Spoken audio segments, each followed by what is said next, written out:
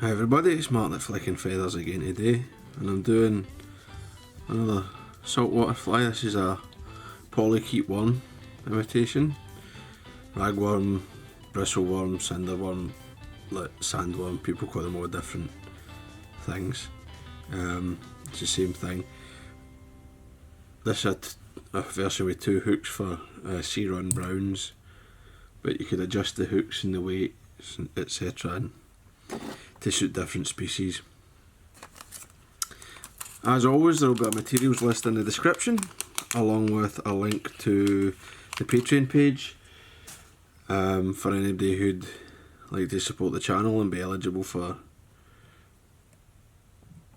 the giveaways. There'll be one getting announced soon. And some social media and all that. Right, so I've got my hook and my vise. This is a carp hook. Don't know what I just did with the packet. It's a mastery carp. Right, now ignore the 4. It's just a boilie hook. This is a size 6 for the back. The front hook's a 4, it's slightly bigger and heavier. I'm not adding any weight to the back hook. Right, that will make it, if you weight the back hook, your fly is more likely to tangle and it won't swim as well.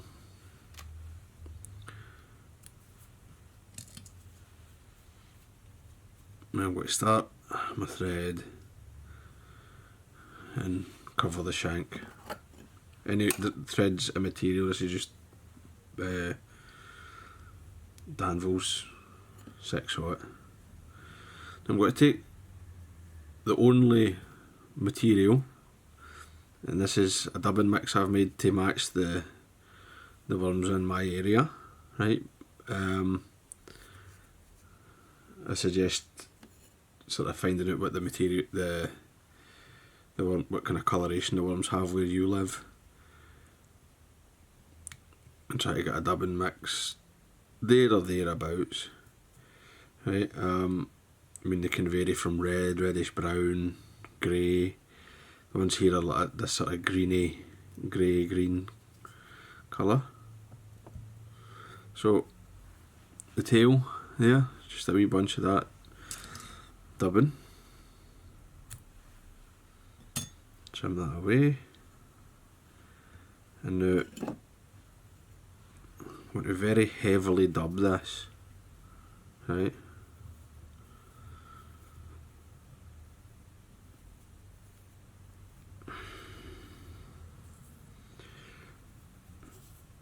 And I mean really heavy. Don't worry about overdoing it.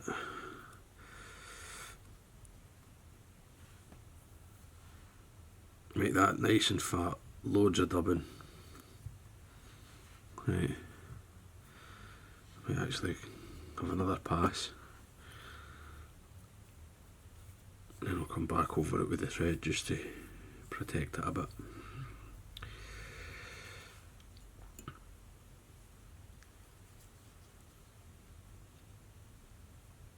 That's better. Spiraling the thread up. Come to the front here.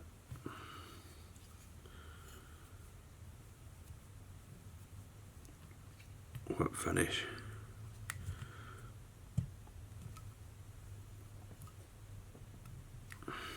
You don't need to worry if it's tidy or if there's bits of dubbing fibre going forward or anything. That's fine.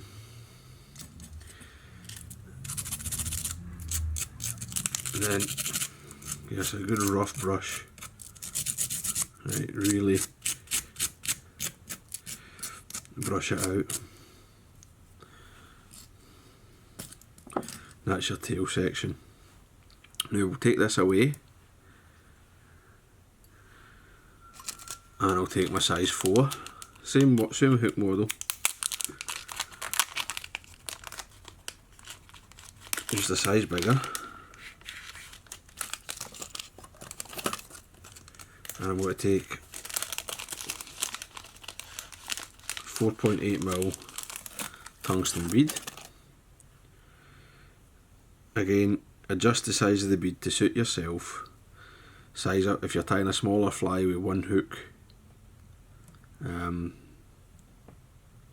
go for a 3.8mm maybe,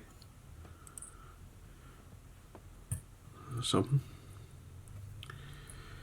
And I'm going to take some, this is 20 braid super line, right, like PE line. It's a PE 1.2 is the number if you go by the Japanese numbers, which a lot of people do nowadays. Now I want to make a 10cm or 4-inch worm, so I've got about 44 centimeters here of braid. So when I double it, I've got 22. Got to feed the braid through the tungsten bead,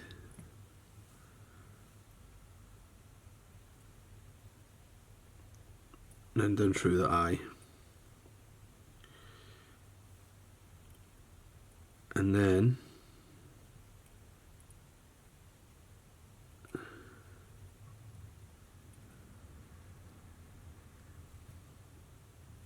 bit tricky, back through the bead.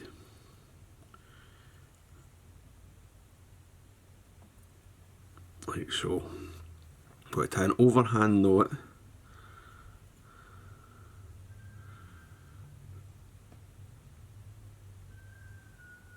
in the end here,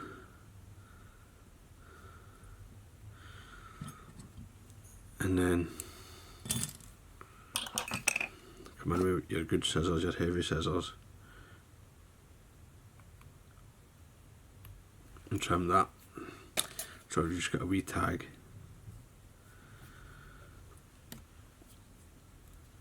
I've got to start my thread on the shank now.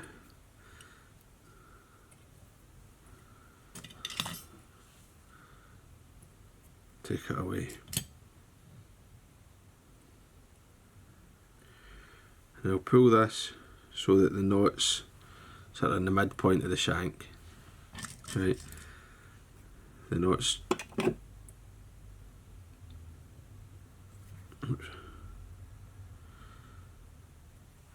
there. There's space in front of and behind of it. Just got to hold it down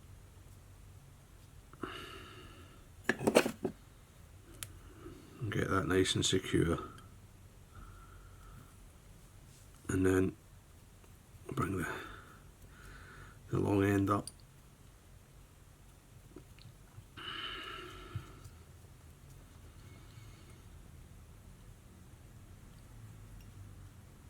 Get that locked in. Now that will never ever slip, right? That knot will hold it. But obviously we're all paranoid, so super glue in there.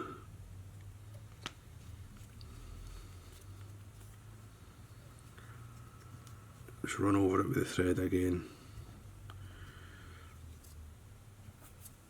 Touch it, just take away the excess. We'll leave that alone. Now, if I take my ruler, I don't know how well I can show you this on the camera, but I've got pretty much 20 centimeters of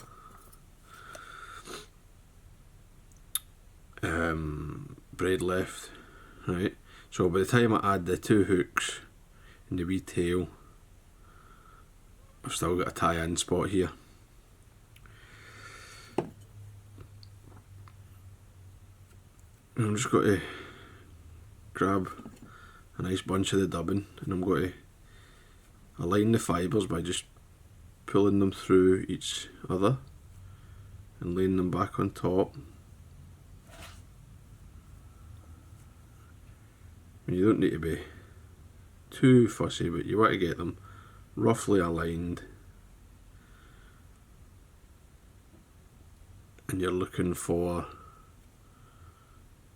a nice, reasonably sparse. So when you get your dubbing ready, get your dubbing spinner in your hand, load up the load up your loop.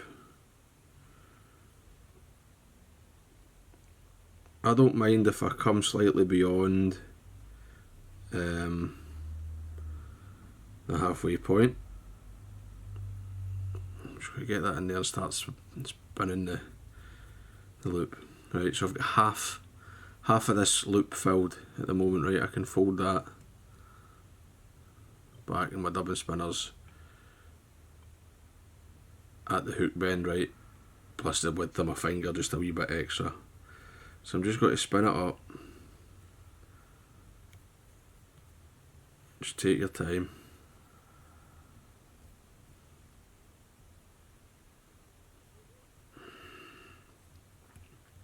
You've really got to make sure this is very, very tight.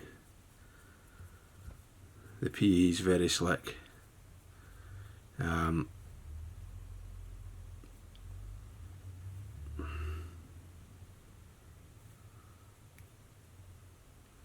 PE is really slick. So you can just push the turns right up into it, and then take your hackle plier, grip the loop. Right, I've hung that in the middle of the loop there. And now I'm going to unhook my dubbing twister and thread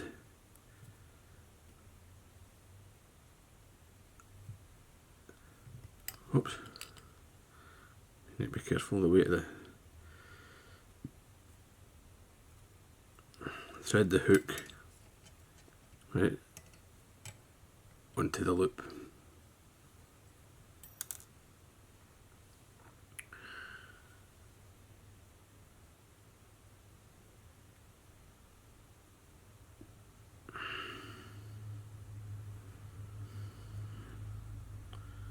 I'm going to open up my loop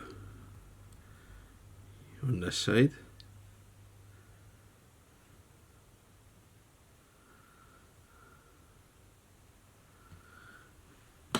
I'll let that hang, and I'll get another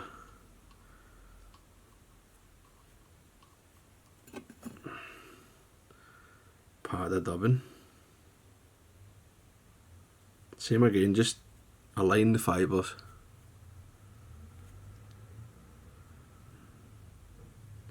You can spread it.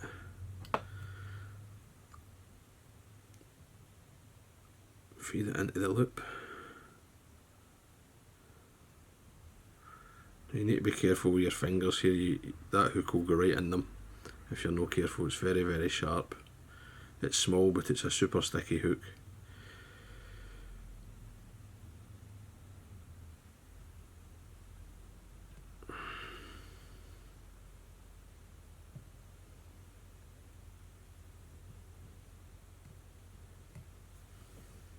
Just a wee bit more.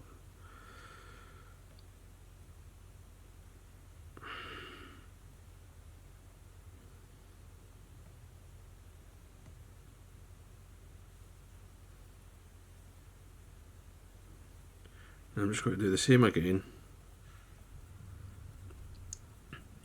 Make sure you turn it in the same direction as your first loop.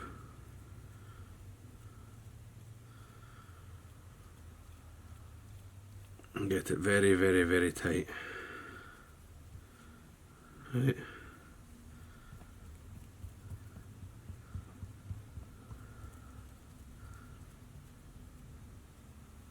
Now I can feel that starting to pull me, right, so if I unclip this,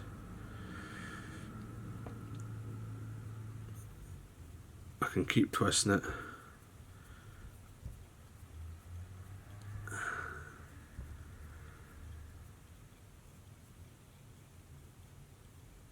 Until when I let it go, it actually twists it starts to twist the head of this dubbing twister back. That's sort of my gauge, and if I pull the hair it doesn't really want to come out, right? I mean, you can probably still pull some, but It'll be very difficult. Now, got to grab the hook, pull this back, hold them together and then let it go. And those fibres twist together.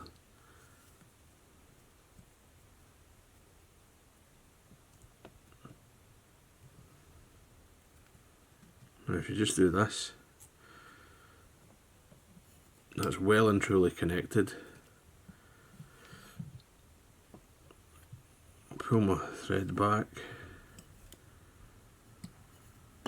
I'm going to tie this off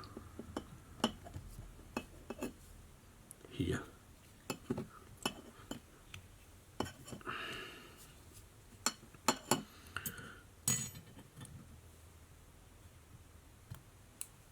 Trim that away. Tie down over it. And then tie back across.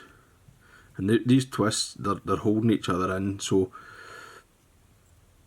you're not winding over like the smooth braid here with your thread. You're actually tying some quite tightly wound fibres, so there's plenty of grip. But I folded it as well just for security. Just move that a wee bit. And that's looking pretty good.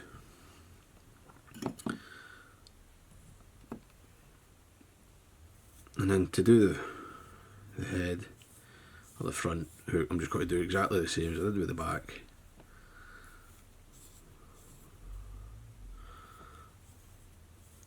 Lots and lots of dubbing.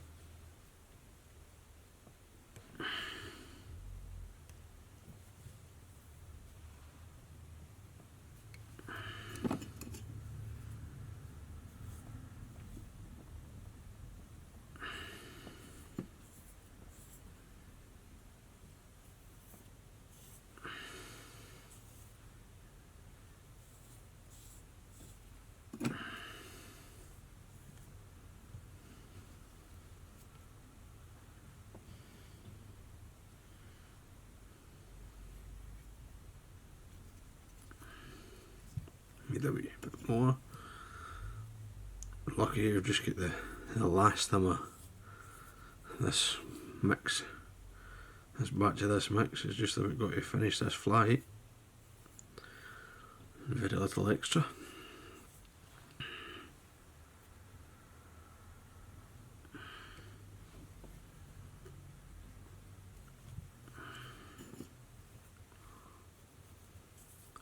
And again, don't be shy, just batter on loads of dubbing here.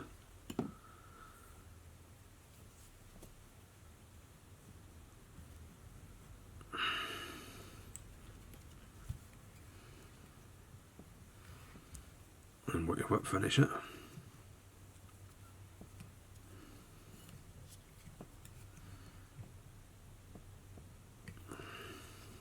And again.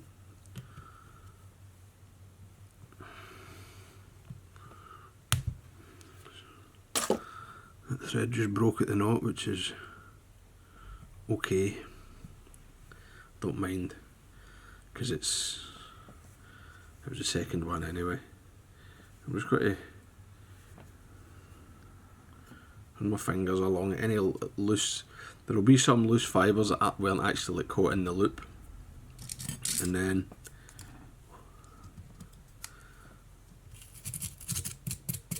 you can brush a lot of it.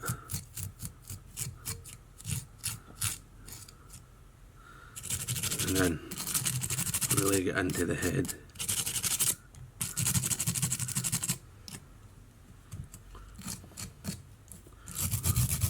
I like to see it from all sides as I'm brushing, just to make sure there's enough.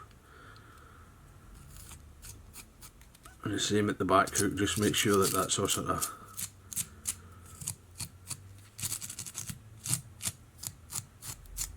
brush there to sort of mask the transition. And there you go. That's the polychaete worm. I'm going to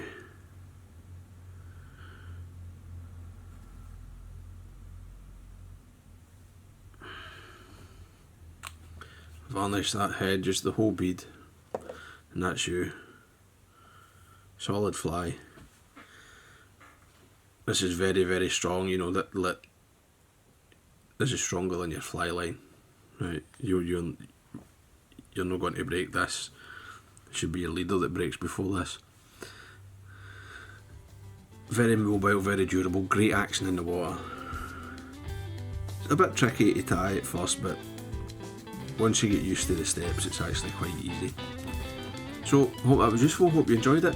If it was, if you did, please give me a thumbs up below and remember to subscribe to the channel. Tight lines, guys. Bye.